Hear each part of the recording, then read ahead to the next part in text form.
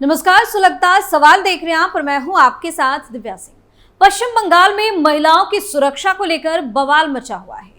महिलाओं पर अत्याचार के मुद्दे को लेकर सीएम ममता बनर्जी की सरकार फिर से घिरती जा रही है, क्योंकि एक एक कर कई हैरान करने वाली घटना बंगाल से लगातार सामने आ रही है, जिसने टीएमसी की सरकार को शर्मसार कर दिया है। जिस तरह का माहौल पश्चिम बंगाल में बना हुआ है, इसको लेकर राज्य की सियासत में हंगामा मचा हुआ है।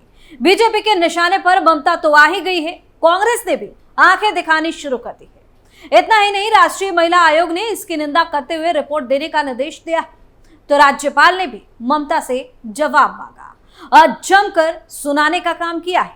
महिलाओं की सुरक्षा के मुद्दे पर घिरी ममता सरकार पर तमाम तरह के सवाल सुलग रहे हैं। पश्चिम बंगाल में क्यों मचा सियासी बवाल? महिलाओं की सुरक्षा पर क्यों उठे सवाल? कैसे बढ़ी महिलाओं पर अत्याचार की घटनाएं? कानून व्यवस्था पर क्यों भड़के राज्यपाल? कांग्रेस ने कैसे लगाई ममता को फटकार? इन सवालों ने सियासी पारा हाई कर दिया है और ममता बनर्जी की टेंशन बढ़ा दी है। बंगाल से लगातार महिलाओं के साथ अत्याचार की खबरें सामने आ रही है, जिसने बवाल मचा दिया है। बार बार इस तरह की खबर सामने आना ममता सरकार पर सवाल खड़े कर रहा है और ये सवाल लाजमी भी है। लोगों का कहना है कि सरकार की तरफ से कोई सख्त एक्शन नहीं लेने की वजह से इस तरह की घटनाओं में इजाफा हो रहा है। सुलगता में आगे बताएंगे राज्यपाल ने कैसे निकाली है ममता की एकड़ी, लेकिन सबसे पहले बात पीड़िता के उस बयान की जिसने टीएमसी सरकार की जमकर फजीहत करवा दी है और इनकी सच्चाई सबके सामने ला दी है। दरअसल पश्चिम बंगाल की कूच बिहार में मारपीट की शिकार पीड़िता ने राज्य पुलिस पर बड़ा आरोप लगाया है। उन्होंने कहा कि उन्हें ना तो बंगाल की मुख्यमंत्री ममता बनर्जी और ना ही उनकी पुलिस पर किसी भी तरह का भरोसा है। अपनी आप बीती सुनाते हुए भाजपा मारपीट की शिकार भाजपा नेता ने कहा कि उन्हें नंगा कर पीटा गया। राज्यपाल से मुलाकात के बाद उन्होंने ये बयान दिया है। मामले में पुलिस अधिकारियों ने बताया कि कथित घटना पर मामला दर्ज कर लिया गया है और इस संबंध में कई आरोपियों को गिरफ्तार भी किया गया है। हालांकि इससे पहले टीएमसी नेताओं ने अल्पसंख्यक नेता पर हमले के संबंध में भाजपा द्वारा लगाए गए आरोपों को सिरे से खारिज कर दिया था और दावा किया था कि यह पारिवारिक विवाद का नतीजा है। अब पीड़िता का बयान सामने आ गया है। उन्होंने कहा है कि टीएमसी के लोगों ने मुझे पीटा, मुझे नंगा करके पीटा गया, मुझे ममता बनर्जी और पुलिस पर भरोसा नहीं है। मैं भाजपा से जुड़ी हुई हूं। राज्यपाल से मुलाकात के बाद जब उनसे पूछा गया कि उनसे न्याय मिलने का कितना भरोसा है, तो उन्होंने कहा कि मुझे पूरा भरोसा है। पश्चिम बंगाल के राज्यपाल सीवी आनंद बोस को पहले उत्तर दिनाजपुर जिले के चोपड़ा में कोड़े मारने की घटना के पीड़ितों से मिलने जाना था, लेकिन कल उन्होंने कूच बिहार में पीड़ितों से मुलाकात की। बोस नई दिल्ली से बागडोगरा पहुंचे और सीधे कूच बिहार चले गए, जहां पीड़ित उनका इंतजार कर रहे थे। एक अधिकारी ने पीटीआई को बताया कि राज्यपाल ने कूच बिहार सर्किट हाउस में पीड़ितों से बातचीत की और उनसे जानकारी जुटाई।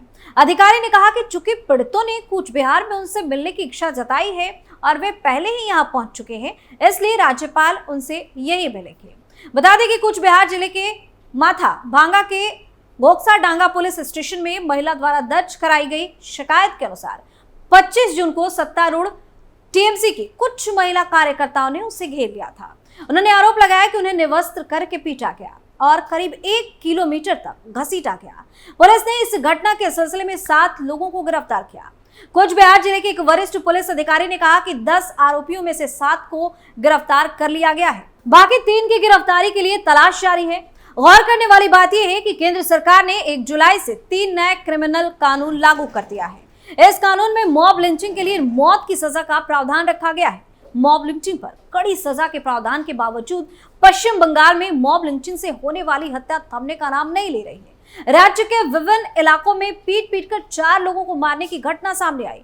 इससे राज्य की कानून व्यवस्था पर सवाल भी खड़े हो रहे हैं। राज्य में मॉब लिंचिंग के मामले लगातार बढ़ रहे हैं। कानून का कोई डर नहीं दिख रहा। बीते दिन 2 लिंचिंग के मामले सामने आए थे। इस बीच दूसरी बार ऐसे ही 2 मामले सामने आ गए। कुल मिलाकर 3 दिनों में 4 लोगों की हत्या हो चुकी है। बंगाल में पिछले कई दिनों से चोरी के संदेह में पीट पीट कर हत्या की घटनाएं तेजी से बढ़ रही हैं। शनिवार को कोलकाता के बाऊ बाजार में गवर्नमेंट हॉस्टल में मोबाइल फोन चोरी करने के संदेह में, सिर्फ संदेह में 47 साल के एक व्यक्ति को भीड़ ने पीट पीट कर मार डाला। फिर ऐसी ही एक घटना सॉल्टलेक से भी सामने आ गई। इसके बाद सोमवार को एक बार फिर से ऐसी ही घटना सामने आई। बंगाल के हुगली जिले में एक और लिंचिंग की घटना घटी।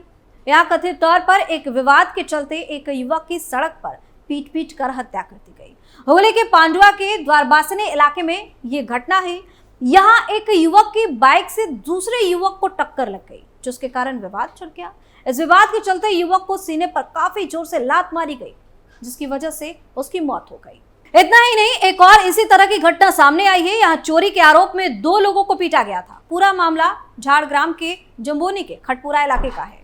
घटना 22 जून की है। यहाँ 9 दिनों के इलाज के बाद एक व्यक्ति की मौत हो गई थी, दूसरा अस्पताल में मौत से जूझ रहा है। खटपुरा इलाके में एक सड़क का निर्माण कार्य चल रहा था। ठेकेदार की ओर से एक वाहन में सड़क निर्माण सामग्री भरी हुई थी। कथित तौर पर उस कार से सामान चोरी हो गया था। ऐसे में शक की उंगली 2 युवकों पर उठी, फिर सभी को एक साथ बांध दिया गया। लेकिन इन सब के बीच पश्चिम बंगाल से एक और मामला सामने आया, जो एक बार फिर इस बात को सामने रखता है कि पश्चिम बंगाल में कहीं ना कहीं महिलाएं आज भी समाज के आगे मजबूर हैं। और उनकी हालत क्या है? पश्चिम बंगाल के गांव फुलवारी की एक हाउसवाइफ को समाज ने ऐसी सजा दी कि वो शर्म से आत्महत्या करने पर मजबूर हो गई। यहाँ स्थानीय निवासी तापस वर्मन की पत्नी सविता वर्मन 8 दिन पहले लापता हो गई थी। सविता को इलाके के एक शादीशुदा युवक से प्यार हो गया था, जिसके बाद वो उस युवक के साथ रहना चाहती थी और घर में किसी को बिना कुछ बताए उस युवक के साथ घर छोड़कर चली भी गई। पत्नी के अचानक गायब हो जाने के बाद तापस वर्मन ने न्यू जलपाईगुड़ी थाने में पत्नी की गुमशुदगी की शिकायत दर्ज कराई, जिसके बाद फिर 8 दिन तक पत्नी का कुछ अता पता नहीं चला। लेकिन 8 दिन गुजर जाने के बाद सावित्री ने खुद अपने पति को फोन किया। सावित्री ने अपने पति तापस वर्मन को फोन कर उसे कहा कि वो मुसीबत में फंस गई और उसे वो आकर ले जाए। पत्नी से फोन पर बात करने के बाद तापस वर्मन अपनी पत्नी को घर वापस ले आया, लेकिन उसने पत्नी को उसके मायके छोड़ दिया। इसी बीच तापस वर्मन ने इलाके की पंचायत मालती राय को पूरा का पूरा मामला बता दिया। इसके बाद इस मामले पर पंचायत कार्यालय में बैठक होनी थी। हालांकि बैठक से पहले ही इलाके की कुछ महिलाओं ने तापस और उनकी पत्नी को बाहर आने के लिए कहा।